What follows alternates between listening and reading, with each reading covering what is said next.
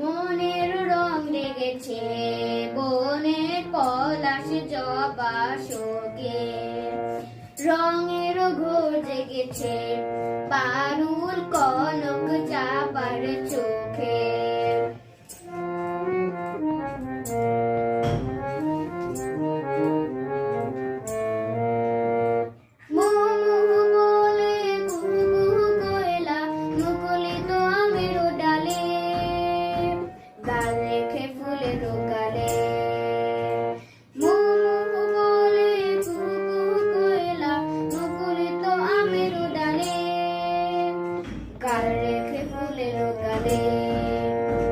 দোয়েলা দোল দিয়ে যায় ডালিম ফুলের নব পলকে, মনের রং লেগেছে বনের পলাশ জবা শোকে।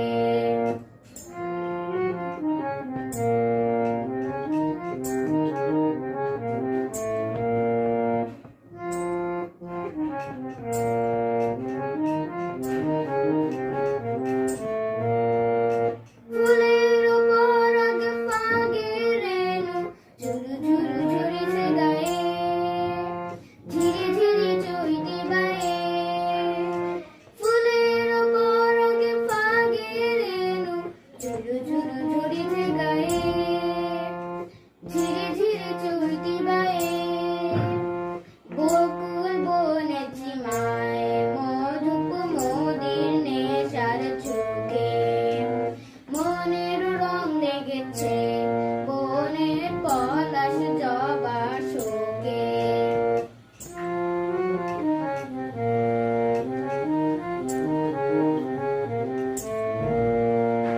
হরিত বনে হর্ষিত মনে হরির হর্রা জাগে, রইলা অনুরাগে।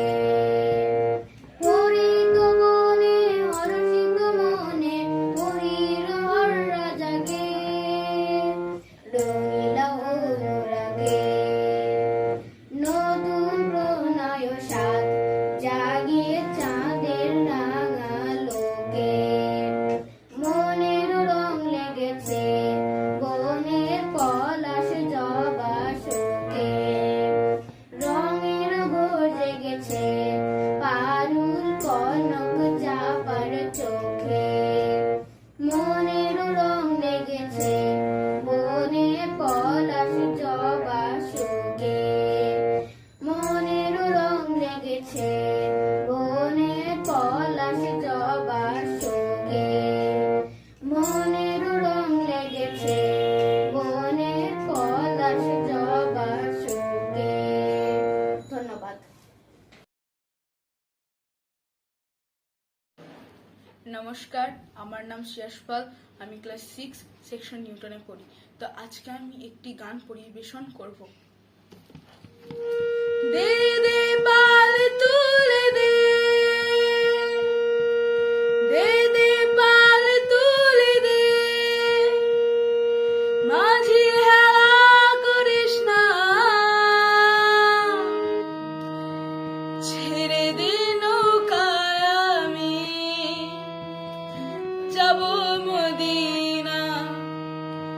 ও তুই ছেড়ে দে নৌকায় আমি যাব মদিনা। দে দে পাল তুলে দে, দে দে পাল তুলে দে, মাঝি হেলা করিস না, ছেড়ে দে নৌকায় আমি যাব মদিনা। ও তুই ছেড়ে দে নৌকায় আমি যাব মদিনা। দে দে পাল তুলে দে, দে দে পাল তুলে দে, মাঝি হেলা করিস না, ছেড়ে দে নৌকায় আমি যাব মদিনা। ও তুই ছেড়ে দে নৌকায় আমি যাব মদিনা।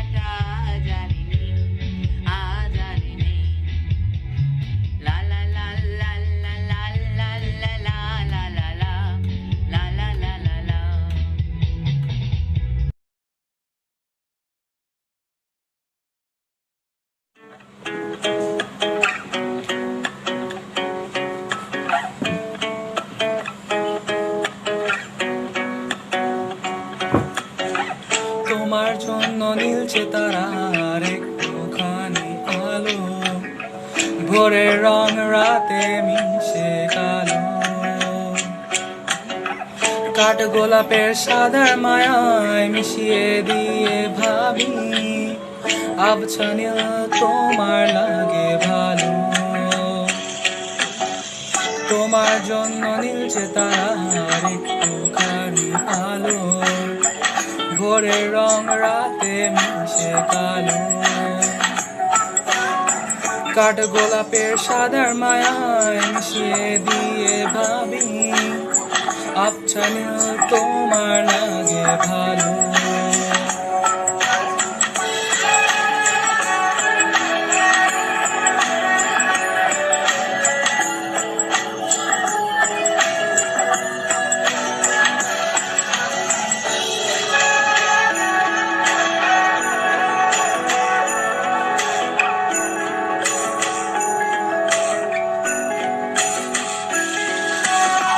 ভাবনা আমার শিমুলটা লালচে আগুন জ্বালে, মহুয়ার বনে মাতাল হাওয়া খেলে। এক মুঠো রোদ আকাশ ভরা তারা, ভেজা মাটিতে জলের নকশা গড়া মনকে শুধু পাগল করে ফেলে।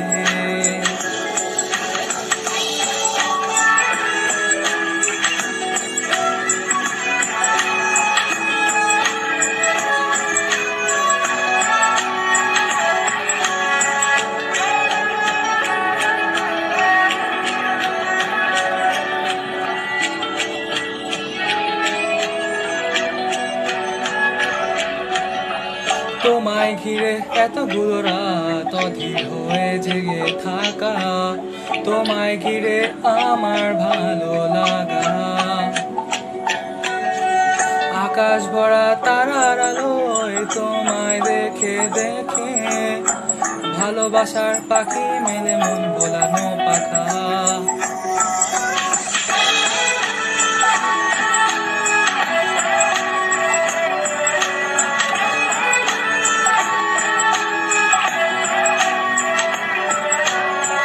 তোমায় ঘিরে এতগুলো রাত অধীর হয়ে জেগে থাকা, তোমায় ঘিরে আমার ভালো লাগা।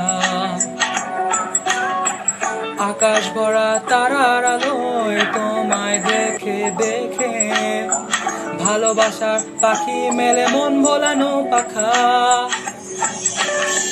ভাবনা আমার শিমুল ডালে লালচে আগুন জ্বালে, মহুয়ার বনে মাতাল হাওয়া খেলে। এক মুঠো রোদ আকাশ ভরা তারা, ভেজা মাটিতে জলের নকশা গড়া মনকে শুধু পাগল করে ফেলে। ভাবনা আমার শিমুল ডালে লালচে আগুন জ্বালে, মহুয়ার বনে মাতাল হাওয়া খেলে। এক মুঠো রোদ আকাশ ভরা তারা, ভেজা মাটিতে জলের নকশা গড়া মনকে শুধু পাগল করে ফেলে।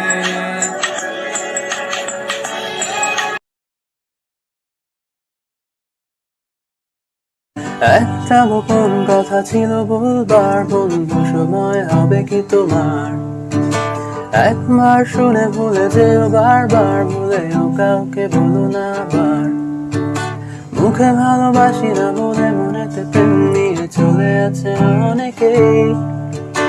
এতদিন ছিল সাধারণ, তার মাঝে একজন যাকে আজ বড় আলাদা লাগে মন। আধারে নীলিমায় তোমাকে আজ খুঁজতে চাই, জানি না কোথায় পাবো তোমায়। একবার এসে দেখো আমায়, একবার এসে দেখো আমায়। প্রতিদিন গলিও গলিতে ঘুরো ঘুরি, কেটে যায় সময় আসে রাত। মেটা বাঁকা করে চুল বাঁধে প্রেম করে, দেখো ছেলেটাও পরে ফুল হাতা শার্ট, এই দেখে হাসাহাসি গানটাকে ভালোবাসি, ভালোবাসি এই স্বপ্ন আমার। কখনো বুঝিনি যেটা এটা ছিল সূচনা, আছে বাকি স্বপ্নের উপসংহার। মন আধারে নীলিমায় তোমাকে আজ বুঝতে চাই, জানি না কোথায় পাবো তোমায়। একবার এসে দেখো আমায়, একবার এসে দেখো আমায়।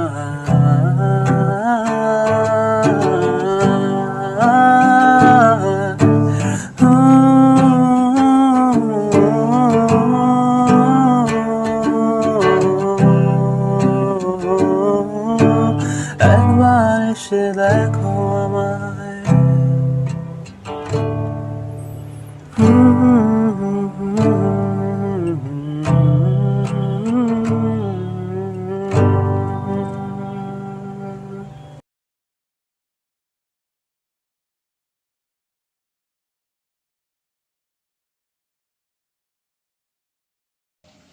আসসালামু আলাইকুম, আমার নাম আলমানি ফরাজ।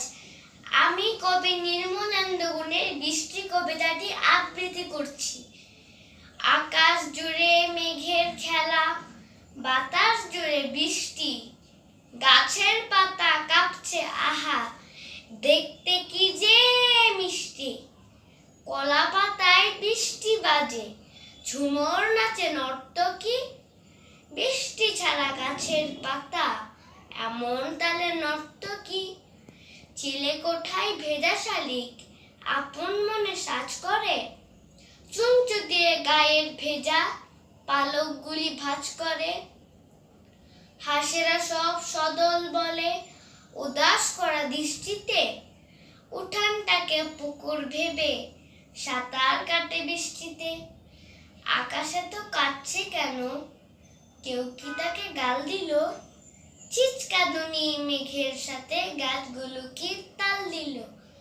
সকাল গেল, দুপুর গেল, বিকেল হয়ে এলো কি? আচ্ছা মাগো তুমি বলো, মেঘেরা আজ পেল কি? তুমি তোমার শখের শাড়ি সাজিয়ে রাখো আলনাতে, আমি কেবল দু চোখ মেলে তাকিয়ে থাকি জানলাতে। আকাশ দেখি, বৃষ্টি দেখি, দেখি আমার চোখের জল। নিচে দূরের আকাশ পথে যাচ্ছে ভেসে মেঘের দল। ধন্যবাদ সবাইকে। আসসালামু আলাইকুম, আমি তাহসিব ইফতেখার আবৃত্তি করছি কবি সুকুমার বড়ুয়ার ঠিক আছে কবিতাটি। অসময় মেহমান ঘরে ঢুকে বসে যান, বোঝালাম ঝামেলার যতগুলো দিক আছে। তিনি হেসে বললেন, ঠিক আছে ঠিক আছে। রেশনের পচা চাল, টোলটোলে বাসি ডাল, থালাটাও ভাঙাচোরা, পাটিটাও লেগ আছে। খেতে বসে জানালেন, ঠিক আছে ঠিক আছে। মেঘ দেখে মেহমান চাইলেন ছাতা খান, দেখালাম ছাতাটার শুধু পটাশিক আছে। তবু তিনি বললেন, ঠিক আছে ঠিক আছে। ধন্যবাদ। আসসালামু আলাইকুম, আমার নাম শাম্য সিরাজ। আমি ক্লাস 6 সায়েন্স টাইনে পড়ি। আমার সিরিয়াল নাম্বার 14। আজকে আবৃত্তি করব রবীন্দ্রনাথ ঠাকুরের লেখা বৃষ্টি পড়ে টাপুর টুপুর। দিনের আলো নিবে এলো, সূর্য ডোবে ডোবে, আকাশ ঘিরে মেঘ জুটেছে চাঁদের লোভে লোভে। মেঘের ওপর মেঘ করেছে রঙের ওপর রং, মন্দিরাতে কাসর ঘন্টা বাজলো ঠং ঠং। ও পারেতে বৃষ্টি এলো ঝাপসা গাছপালা, এ পারেতে মেঘের মাথায় 100 মানিক জ্বালা। বাদলা হাওয়ায় মনে পড়ে ছেলেবেলার গান, বৃষ্টি পড়ে টাপুর টুপুর নদে এলো বান। আকাশ জুড়ে মেঘের খেলা, কোথায় বা সীমানা, দেশে দেশে খেলে বেড়ায়, কেউ করে না মানা। কত নতুন ফুলের বনে বৃষ্টি দিয়ে যায়, পলে পলে নতুন খেলা কোথায় ভেবে পায়।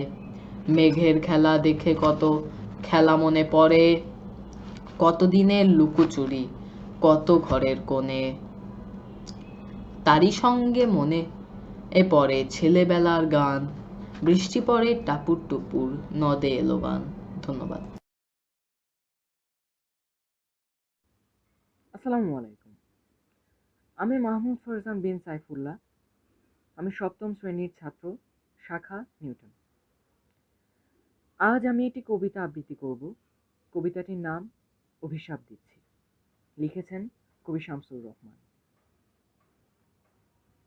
না, আমি আসিনি ওল্ড টেস্টামেন্টের প্রাচীন পাতা ফুঁড়ে, দুর্বাসাও নেই। তবু আজ এখানে দাঁড়িয়ে এই রক্ত গোধূলিতে অভিশাপ দিচ্ছি। আমাদের বুকের ভেতর জানা ভয়ানক কৃষ্ণপক্ষ দিয়েছিল সেটে, মগজের কোষে কোষে যারা পুঁতেছিল আমাদের আপনজনের লাশ, দগ্ধ রক্তাপ্লুত, যারা গণহত্যা করেছে শহরে গ্রামে টিলায় নদীতে খেতে ও খামারে। আমি অভিশাপ দিচ্ছি নেকড়ের চেয়ে অধিক সেই সব পশুদের। ফায়ারিং স্কোয়াডে ওদের সারিবদ্ধ দাঁড় করিয়ে নিমিষে ঝাঁ ঝাঁ বুলেটের বৃষ্টি ঝরালেই সব চুকে বুকে যাবে, তা আমি মানি না।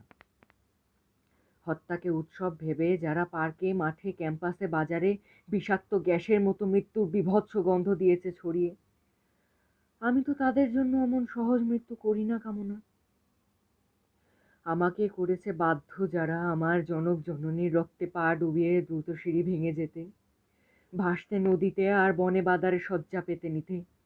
আমি অভিশাপ দিচ্ছি সেই সব দজ্জালদের। অভিশাপ দিচ্ছি ওরা চিরদিন বিশীর্ণ গলায় নিয়ত ব্যারাক বয়ে গলিতে নাছর মৃতদেহ।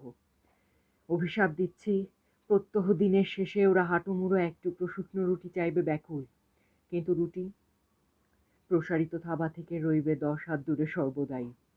অভিশাপ দিচ্ছি ওরা তৃষ্ণায় পানপাত্র প্রতিবার কানায় কানায় রক্তে ভরে উঠবে, যে রক্ত বাংলায় বইয়ে দিয়েছে ওরা হিংস্র জোয়ারের মতো।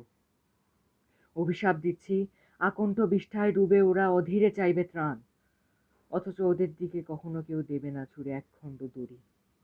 অভিশাপ দিচ্ছি স্নেহের কাঙাল হয়ে ঘুরবে ওরা খ্যাপার মতো এপাড়া ওপাড়া, নিজেরই সন্তান প্রখরে ফিরিয়ে নেবে মুখ, পারিবে না চিনতে কখনো।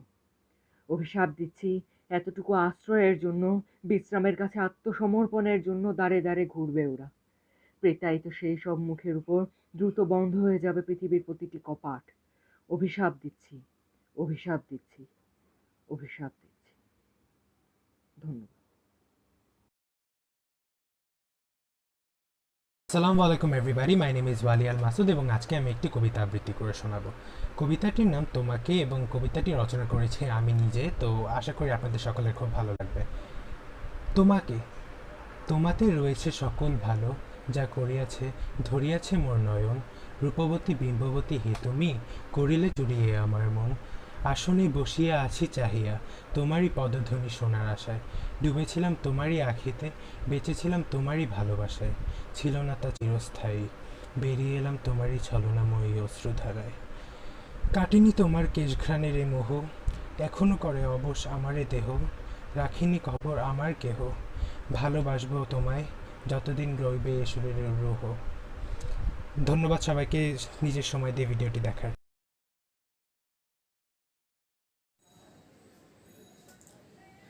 Assalamu alaikum. My name is Muhammad Shafkat Rahman. I read in class 6, section Einstein. Today I will recite a poem named Amader Desh, written by Anomo Bojlur Rashid. আমাদের দেশ তারে কত ভালোবাসি, সবুজ ঘাসের বুকে শেফালির হাসি, মাঠে মাঠে চড়ে গরু নদী বয়ে যায়, জেলে ভাই ধরে মাছ মেঘের ছায়া, রাখাল পাচার বাসি কেটে যায় বেলা, চাষা ভাই করে চাষ কাজে নেই হেলা, সোনার ফসল ফলে ক্ষেত ভরা ধান, সকলের মুখে হাসি গান আর গান।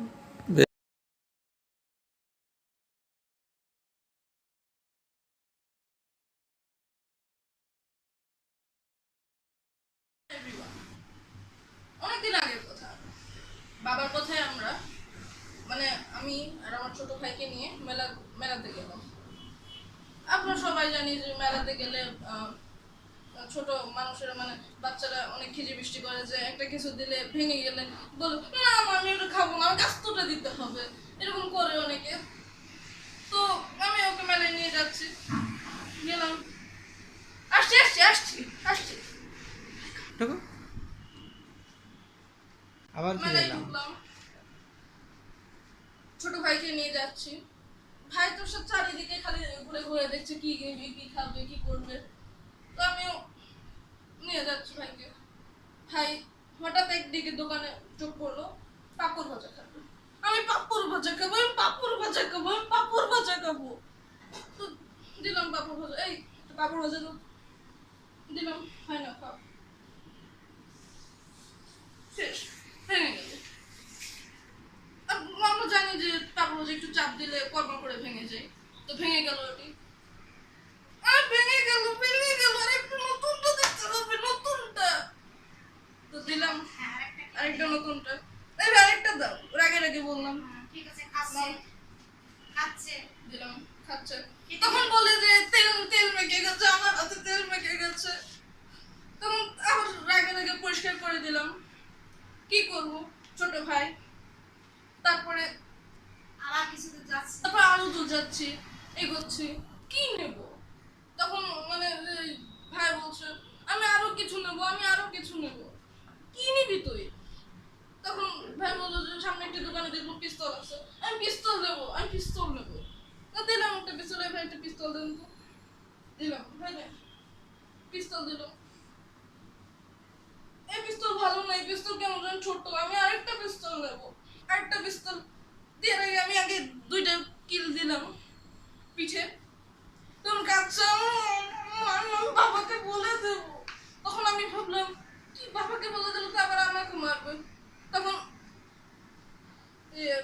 সোনামণি তুমি কাঁদো না ভাই, আমি তোমাকে আরেকটা নতুন পিস্তল কিনে দিচ্ছি, দিলাম। রাগে রাগে এই রিক্সা দাঁড়াও, উঠালাম, আমিও বসলাম রিক্সা আগেছে। ভাই তো কাঁদছে, আমার আরো কিছু এই বলে বলে কাদায় মানে একদম শেষ। তো ভাইয়ের সামনে আরেকটি দোকান দেখতে পেলো, কলা খাবে। তো কলা রিক্সা দাঁড়াও, কলা দিলাম, ভাই নে খা। তো কলা দিলাম, কলা বলছে যে না ওই চুলে দিতে হবে। তারপর আল্লাহ তো গদ গদ হয়ে গেছে, এখন চুলে দিতেই হবে, দিলাম চুলে, নে ভাই খা। না বেশি চুলা হয়ে গেছে, আমার আরো বুঝিয়ে দাও। এখন তো কিভাবে বুঝবো, আপনারা তো সবাই জানি যে একবার চলে গেলে তো আর বোঝা যায় না। তখন আরেকটা নতুনটা কিনে দিলাম।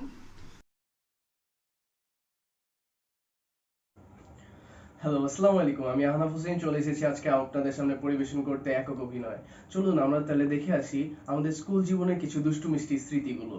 তো প্রথমে দেখে আসি আমরা আমাদের প্রথম দিনের ভদ্র ছেলেগুলোকে।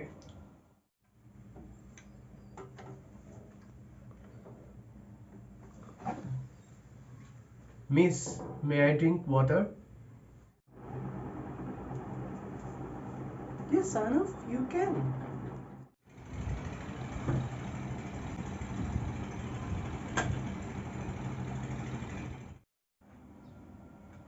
কি ভাবছেন কি ভদ্র ছেলে? চলুন তাহলে দেখে আসি 1 মাস পর কি হয়।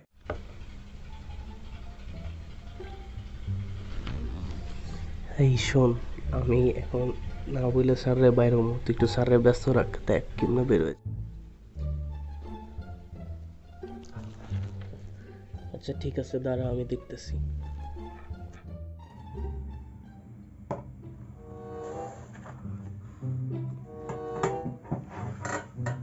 স্যার আমার ন্যারেশন নিয়ে একটা স্যার প্রবলেম ছিল স্যার। হ্যাঁ বলো, কি কি বলতে চাচ্ছ তুমি? স্যার ন্যারেশনের এই রুলসটা স্যার আমি বুঝতেছি না স্যার। এই যে এইটা sir.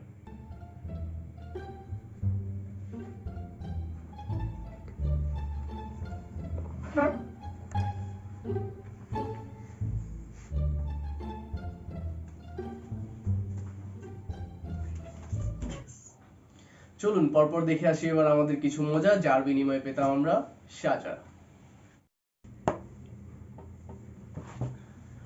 Miss, may I go to the washroom?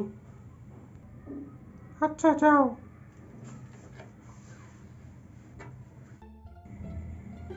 এই দেখ আবিদ বাইরে এসে, তাড়াতাড়ি টিফিনটা বাই কর। এই তারা বাই করতেছি।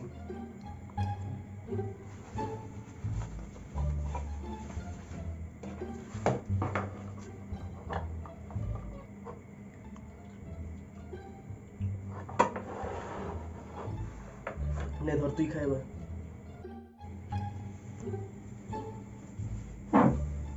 তুই ওর টিফিন খেলি কেন? তারা তোরে আমি টিফিন টাইমে দেখতেছি। বেশি খাই না তো, অল্প একটু খাইছি।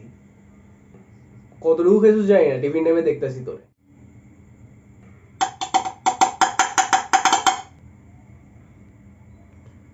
টিফিন টাইম হয়েছে, এবার দেখ।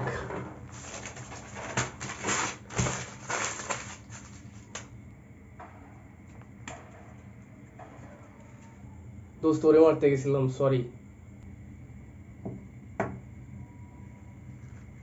কারে মারতে যাচ্ছিস তো জানি না, আমার গায়ে লাগছে কেন? তোর জন্য এগুলো শুরু হয়েছে সব। দাঁড়া, তুমি টিফিন খাইছিস কেন?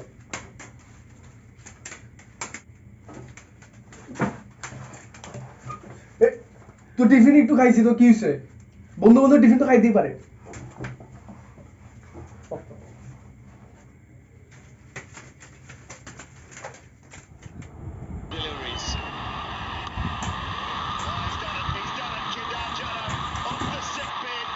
Yes! Encara Messi, encara Messi, encara Messi, encara Messi, encara Messi, encara Messi, encara Messi, encara Messi, encara Messi, encara Messi, Yes! gol, gol, gol, gol. এবার তাহলে দেখে আসি ছাত্র এবং শিক্ষকের সম্পর্ক। এই, তুই বই আনস নাই কেন? স্যার, কালকে মনে হয় স্যার বইটা রেখে গেছি স্যার, টিচার্স রুমে দেখতে হবে। তাহলে হোমওয়ার্ক কই? হ্যাঁ স্যার, স্যার হোমওয়ার্ক তো করছি স্যার, তবে স্যার খাতাটা বাসায় রেখে আসছি। তো তুই আসছিস কেন স্কুলে? হ্যাঁ, বাসায় যা, স্কুলে আসা দরকার কি তোর? তারপর একদিন ছাত্রদের উপর আশীর্বাদ হয়ে এলেন আমাদের নতুন principal. Hello students, I am the new principal of your school. My name is Mohammad Khalid Mosharraf. So you have to follow some new rules from today. No teachers will physically torture you, but you have to attend detention classes for 1 hour after the school. আর স্টুডেন্টরা শুধু শুনলো, আর স্যাররা মারবে না, detention class ওটা দেখা যাবে।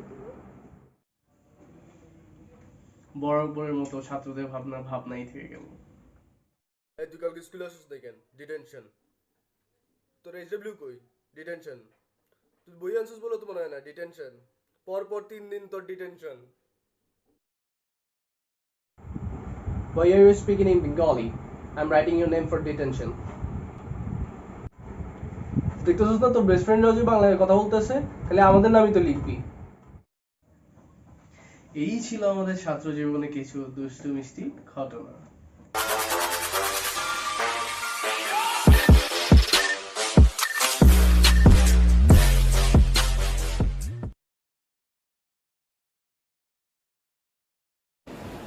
Oh my god, you're so beautiful. What's your name?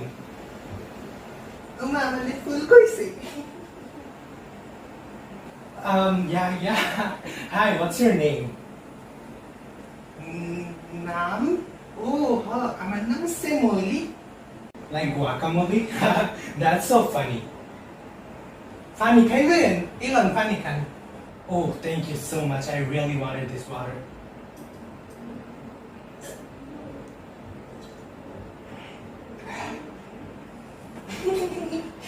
Kita ko lang ni. Yeah, you're really funny. I don't know how to say this, but I think you are really beautiful and I'm totally in love with you. কি কইলি তুই আমারে? কি? আমি তোতলা। তুই আমারে তোতলা কইছস কেন? Abba! Whoa, why are you crying? Hey, is everything alright? Kandos kare? Ki hoyse kandos kare? Ei beda kala, tuই beda চিনস? আব্বা আব্বা মানে বেটা তুতলা কইছে আব্বা, আমি তুতলা নাকি? সবাই মানে তুতলা বলে আব্বা। তোর এত বড় সাহস, তুই আমার শরীরে তুতলা বলছস? তুই বলছস আমার শরীরে তুতলা? তোর এত বড় সাহস কেন? তুই আমার শরীরে তুতলা বলছস?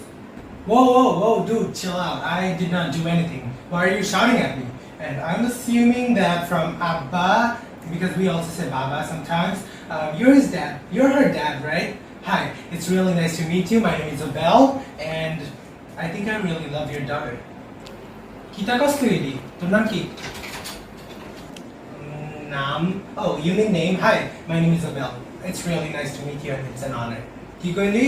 তোর নাম কি? আবাল। ঠিকই তো আছে, নাহলে আমার শরীরে কেউ তুতলা বলে? সমস্যা কি তোর? তুই আমার শরীরে তুতলা বলছিস কেন? এটার উত্তর দে আগে। আব্বা তুমি এই ব্যাপারে শাস্তি দাও, তুমি এলে শাস্তি দাও। ওই কেলা আসছ? এদিকে এদিকে, এর তুই গাছের লগে মার, গাছের লগে মার। I will kill you guys. Leave me alone. I will kill you. লাঠি দে ঘুষি দে, আরে মাইরালা ধর বাস্তে দিস মাইরালা।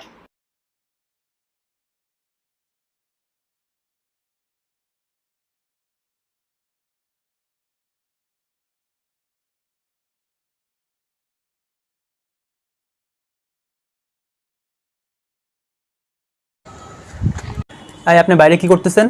আপনি কে? ও পুলিশ, আমার ধরে নিয়ে যাবা?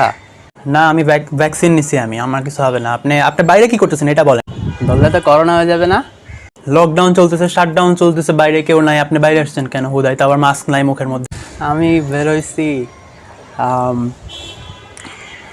কেন রুটি কিনতে বেরোইছি, আমার নানি পাঠাইছে। দোকান পাটি সব বন্ধ, আপনি রুটি কিনবেন কোত্থেকে? Oh sorry, tongue of slip of tongue. আমি ওই যে আসলে কি আমার খুব কষা, এর জন্য বাইরে ছিলাম ডক্টর দেখাইতে। তাহলে আপনার প্রেসক্রিপশন দেখান, প্রেসক্রিপশনটা দেখি আমি। হ্যাঁ ও প্রেসক্রিপশন, ওটা তো বাসায় রেখে আসছি আমি, এটা আনতে তো মনে নাই আমার। ও এখন বাসায় রেখে আসছেন আপনার ডক্টর দেখাইতে না? চলেন আমার সাথে চলেন, আপনার প্রেসক্রিপশন দেখানো লাগবে না, চলেন আপনার আমার সাথে চলেন। আমি তাহলে আবার বাসায় যেয়ে নিয়ে আসি প্রেসক্রিপশনটা। তাই আপনি কিসের জন্য বেরোচ্ছেন সত্যি করে বলেন, আপনারা মানে পেঁচায় লাভ নাই তো, আপনি বলেন সত্যি করে।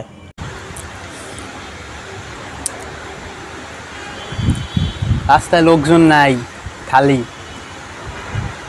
আগে তো এমন দেখি নাই, লকডাউন দেখতে বাইরে হয়েছিলাম এমনি আশেপাশেই, বেশি দূরে যাই নাই তো। করোনা ছড়াই নাই আমার থেকে, আমার করোনা নাই তো। মিয়া আপনি কি কেমনে জানেন আপনার করোনা নাই? আপনি টেস্ট করাইছেন? টেস্ট করাইতে ওই তো আমারে তো কইলো পজিটিভ মনে হইলো, পজিটিভ মানে করোনা নাই তো।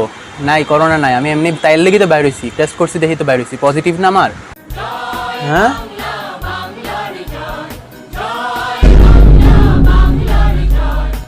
ও মাস্ক পরতে হয়। আসসালামু আলাইকুম, আমি আহনাফ হাসান রাজ্য মোহাম্মদপুর প্রিপারেটরি স্কুলে ক্লাস 6-এ পড়ি।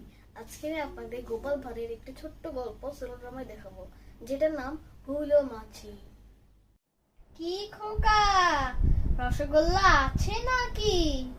জি আছে, 500 টাকা কেজি। 500 দে তো একটু খেয়ে দেখি। ঠিক আছে, এই নিন। এরপর গোপাল ভাঁড় গপাগপ করে সব মিষ্টি খেতে শুরু করলো। এ কি করছেন? থামুন বলছে, থামুন। কেন রে খোকা, মিষ্টিটা খেতে ভারী মজা। সব রসগোল্লা খাচ্ছেন কেন? থামুন, আমি এক্ষুনি বাবাকে ডাকছি। যাও বাবাকে ডাকো, বাবাকে বলো মাছি এসে সব রসগোল্লা খেয়ে নিচ্ছে। বাবা, ও বাবা, জলদি আসো, মাছি এসে সব রসগোল্লা খেয়ে নিচ্ছে। মরণ, এই দুপুরে কি শুয়েছি, এ সময় ডাকিস না, মাছি প্রতিদিনই মিষ্টি খায়, তুই পাহারা দে। কিন্তু বাবা, অনেক বড় মাছ। ও বাবা, জলদি আসো। থাক, মাছি ছেলে, মাছি মিষ্টি খাক, তুই পাহারা দে। হে, দেখেছ, বাবা আমাকে খুব ভালো করে চেনে, কিছুই বলবে না। মিষ্টি তো খেলোই, গোপাল ভাঁড় এক পাতিল মিষ্টি নিয়েও গেল। শোনো খোকা, বাবাকে বলো রসগোল্লা বেশ মজা হয়েছে, তাই মাছি এক পাতিল রসগোল্লা নিয়েও গেছে। হে হে হে। ঠিক আছে মাছি, বলবো। এরপর দেখি বাবা কি বলে। একে রে খোকা, রসগোল্লার বোতল খালি কেন? আপনাকে তো বললুম, মাছি এসে সব রসগোল্লা খেয়েছে, এক পাতিল নিচে বাড়িতেও নিয়ে গেছে। হায় হায় হায়, সর্বনাশ হয়ে গেল। একই ধরনের মাছি রে খোকা, অনেক বড় মাছি, যাকে বলে হুলো মাছি।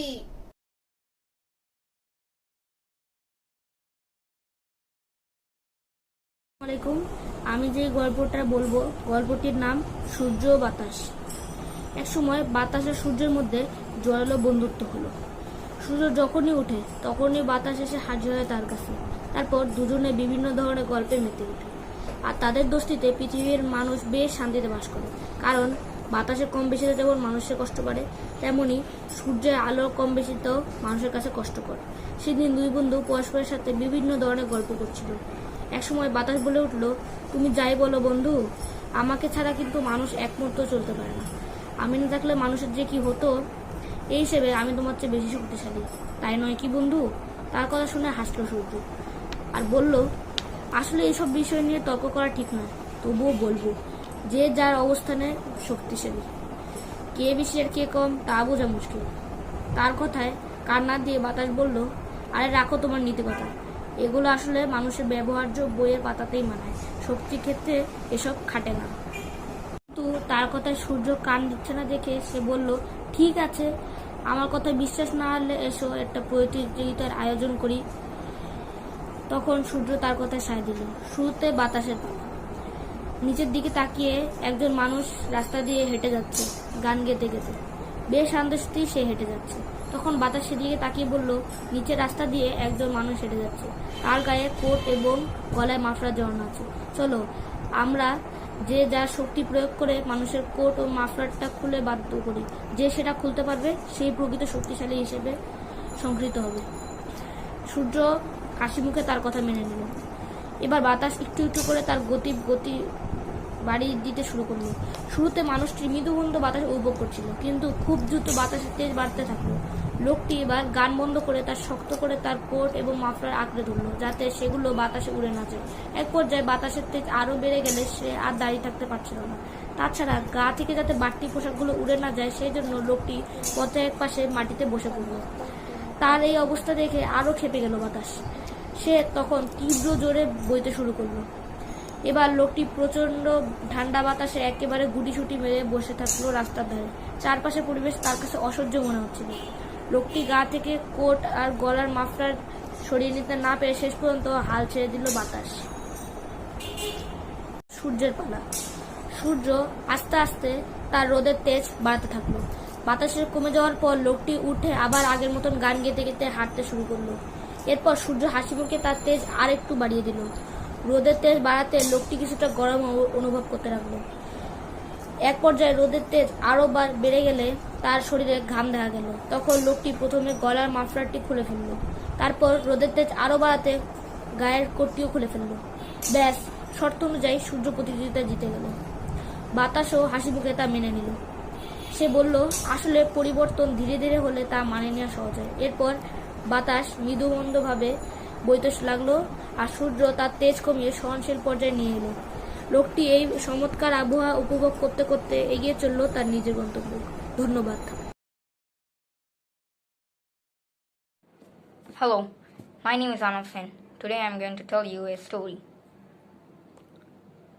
Once a boy named Rakib was coming home from his school on foot. Suddenly he noticed a money bag lying beside the road. He thought for a while. He is very poor. He has none to bear his educational expense. He supports himself with the money he earns from tuition. He thought it was his golden chance to get money by which he can become solvent. But he is honest to the core of his heart. He did not even open the bag. He went to the nearest police station to inform the matter. To his utter surprise, he found a foreign lady in front of the officer in charge of the police station. She went there lodged a general diary about the losing of the bag. Rakib handed the bag to the lady. There were his passport, a few $1,000, and some other important documents inside the bag. The lady became amazed at the honesty of Rakib. She instantly gave $1,000 to Rakib as a reward and also took the responsibility of bearing all his educational expense. Thank you. Assalamu alaikum. My name is Nasifaram Jaman and I read in class 6 section Newton. Today I will perform a storytelling. The name of the story is The Honest Woodcutter. Once upon a time there lived a woodcutter in a village. One day he was cutting trees near a river, but suddenly his axe fell into the river. The river was very deep and he don't know how to swim or dive. He was very sad, but suddenly a wonderful incident happened. If a beautiful fairy arrived before him and asked him, "What is your problem?" But then the woodcutter said all his problem. After listening the problem, the fairy dived into the river and came back with a gold axe and tell him, "Is it your axe?" But the woodcutter replied negative. Again he dived into the river and came back with a silver axe. Again the woodcutter replied negative. But at last the fairy dived into the river and came back with the iron axe and tell him, "Is it your axe?" And the woodcutter replied yes.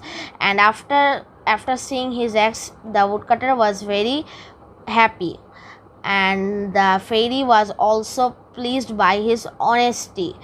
The woodcutter was thanked to the fairy. By the pleased of his honesty, the fairy gifted him the gold axe and the silver axe as his rewards. The moral of the story is honesty is the best policy. Thank you.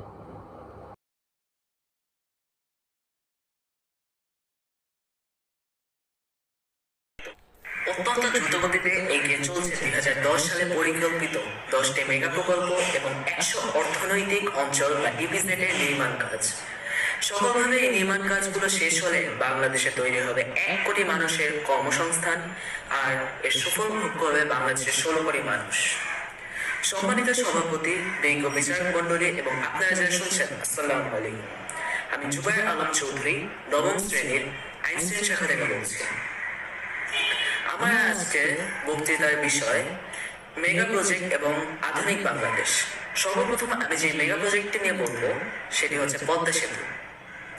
Padma বাংলাদেশের সবচেয়ে বৃহত্তম নদী। এই নদীর উপরে তৈরি হচ্ছে এই বহুমুখী সড়ক ও রেল সেতুটি। এটির দৈর্ঘ্য 6.15 কিলোমিটার। এটি 150টি স্প্যানের উপর তৈরি হচ্ছে। এই সেতুটির দুটি স্তর রয়েছে। এর প্রথম স্তরটিতে রয়েছে 4 লেনের সড়ক পথ এবং নিচের স্তরটিতে রয়েছে রেলপথ। এই পদ্মা সেতুর নির্মাণে ব্যয় করা হয়েছে 30,000 কোটি টাকা। ইতিমধ্যে পদ্মা সেতুর 92% কাজ সম্পন্ন হয়েছে। এবার আমি বলবো ঢাকা মেট্রো রেল প্রজেক্ট সম্পর্কে। এটি রাজধানী ঢাকায় নির্মিত হচ্ছে। এর দৈর্ঘ্য 20.1 কিলোমিটার এবং এর নির্মাণে ব্যয় করা হচ্ছে 22,000 কোটি টাকা। এবার আমি বলবো রূপপুর পারমাণবিক বিদ্যুৎ কেন্দ্র নিয়ে। 2011 সালে রাশিয়ান ফেডারেশন এবং বাংলাদেশ সরকার একটি সহযোগিতা চুক্তি করেন। এই চুক্তির পরিপ্রেক্ষিতে 2017 সালে পাবনা জেলার ঈশ্বরদীর রূপপুরে এই পারমাণবিক কেন্দ্রটি নির্মাণ কাজ শুরু হয়। এতে রয়েছে 2টি বৈদ্যুতিক ইউনিট, যার প্রতিটির ক্ষমতা 1200 মেগাওয়াট। নির্মাণ কাজে ব্যয় ধরা হয়েছে প্রায় 1,14,000 কোটি টাকা। আশা করা যায় যে 2024 সালে প্রথম ইউনিটটি এবং 2025 সাল নাগাদ দ্বিতীয় ইউনিটটির কার্যক্রম শুরু হতে পারে। আরো কয়েকটি মেগা প্রজেক্ট হচ্ছে কক্সবাজারের মাতারবাড়ি বিদ্যুৎ প্রকল্প, এছাড়া রয়েছে বাগেরহাটের রামপালের মৈত্রী সুপার থার্মাল পাওয়ার প্রজেক্ট, আরও রয়েছে 2000 ঘুমধুম রেল প্রকল্প যা চট্টগ্রাম ও কক্সবাজারের সংযোগ স্থাপন করবে। এছাড়া পটুয়াখালীতে তৈরি হচ্ছে পায়রা গভীর সমুদ্র বন্দর। এটি নির্মিতে ব্যবহার করা হচ্ছে 1.13 হাজার কোটি টাকা। এছাড়া চট্টগ্রামে তৈরি হচ্ছে এলএনজি টার্মিনাল, যেটি একটি ভাসমান টার্মিনাল। এটিতে খরচ হচ্ছে $95 কোটি। সবশেষে বলবো, এই মেগা প্রজেক্টগুলোর নির্মাণ কাজ সফলভাবে সম্পন্ন হলে আমাদের 16 কোটি বাংলাদেশির আধুনিক বাংলাদেশ গড়ে তোলার স্বপ্ন পূরণ হবে। আর এই সুফল ভোগ করবে শুধু বাংলাদেশের মানুষই নয়, বরং আমাদের আশেপাশের দেশগুলোর মানুষও। আমার বক্তব্য আমি এখানেই শেষ করছি। ধন্যবাদ।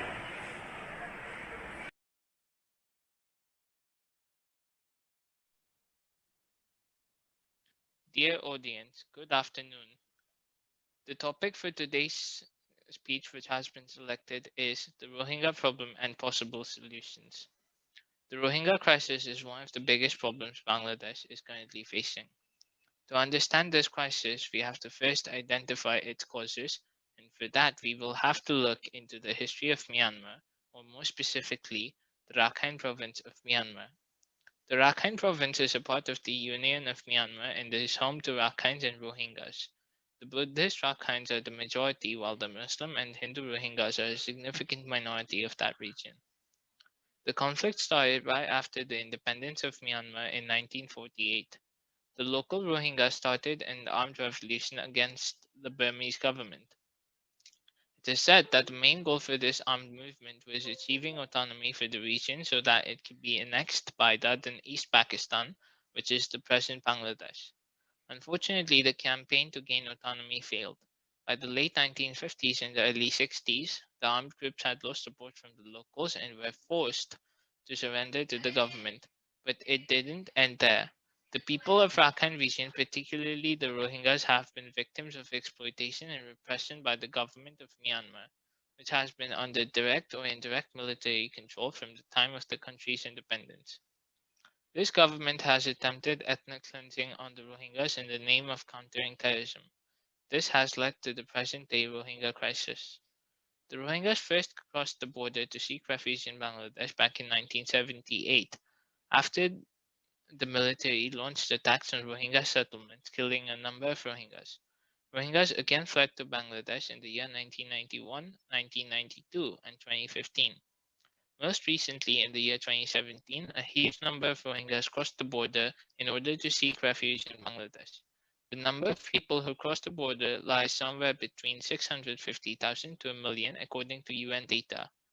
Bangladesh, a country already burdened with its massive population and lack of resources, has now become responsible for a huge number of helpless refugees who are running for their lives. This has given rise to the refugee camps in the border regions of Bangladesh. The Kutupalong Rohingya camp in Teknaf is the largest and the most densely populated refugee camps in the world, and is for now home to around 800,000 refugees. Bangladesh has been providing shelter to these people on humanitarian grounds for a long time, but there is no hiding the fact that these refugees are a cause of concern for the country. The first problem is the economic problem. Our country is a developing country with a big portion of the population living in poverty. Besides, there's a scarcity of resources, and thus it is not possible for Bangladesh to provide shelter to the Rohingyas for a prolonged period of time.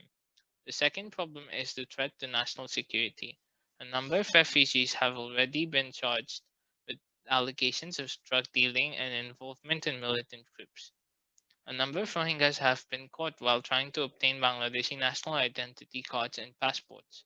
Besides, surveys have shown that crime rate around the Rohingya camps has increased in recent times. So this problem must be solved as soon as possible.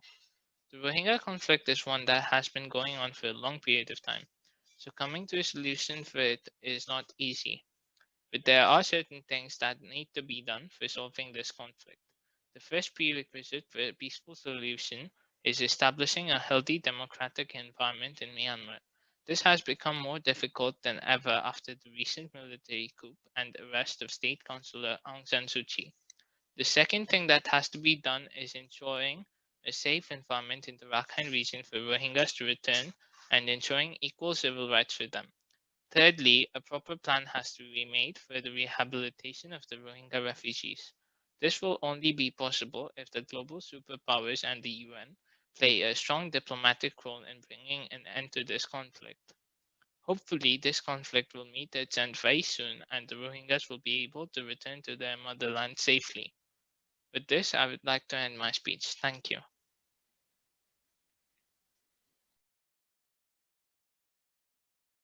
Assalamu alaikum, this is Abidul Rahman from class 9 and today I would like to discuss on a topic which is not usually talked on. It is a topic that requires attention and it is something that we need to talk more often about. It is mental health. Mental health is a serious issue and we need to talk about it as much as, if not more than, physical health. Every year suicide takes a lot of people's lives. It is one of the major leading causes of death in all over the world. Mental health is something that is frowned upon. It is said to be a taboo and we need to talk about it. Mental health is not something to be ignored. It is not something to be frowned at. It is something that we can help to improve. Mental health is something that we all need to keep in check. It is not something that should be ignored. Again, I'm saying this, but from ground up we need to take precautions and we need to do our best to keep our mental health in check and make ourselves better and healthy in all aspects of life.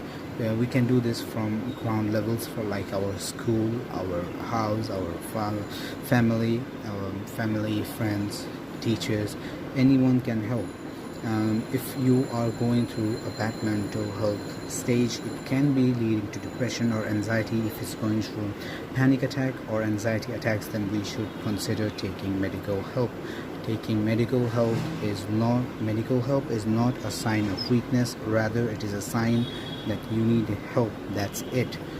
And we should be encouraging taking help more, and we should not make it seem that like something is wrong with the person.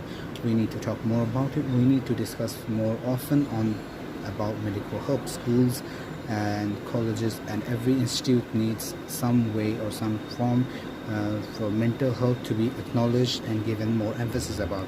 Other than that, we as a society, as a country, as a unit cannot improve, and that's all. Thank you.